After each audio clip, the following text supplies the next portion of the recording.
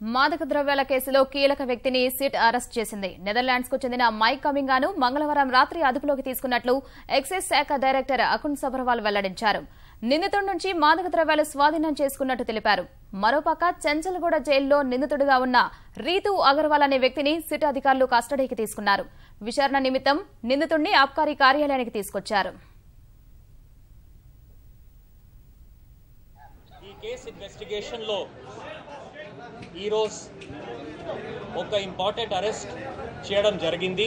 West European national Holland చెందిన వాళ్ళు, Netherlands చెందిన వాళ్ళు ఒక మనిషి మైక్ కమింగా ఒక మనిషికి ఈరోజు నిన్న లేట్ నైట్ అదుపులో తీసుకోవడం జరిగింది. ఆయనకి ఇప్పుడు కోర్టులో ప్రొడ్యూస్ చేయడం జరుగుతోంది.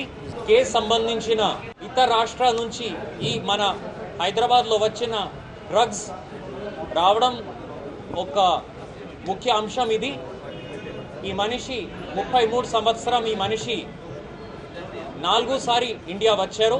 ఆయన వీసా ఒక Dutch visa, Indian visa June 2018 వరకు వ్యాలిడ్ నుండి పొజిషన్ నుంచి సైకోట్రాపిక్ సబ్స్టాన్సెస్ రికవర్ చేయడం జరిగినాయి. అదే ప్రకారం కొన్ని ఇంకా ఇన్ఫర్మేషన్ కూడా ముందు వస్తుంది. ఈ ఇన్వెస్టిగేషన్ బాగానే నడుస్తుంది. Thank you.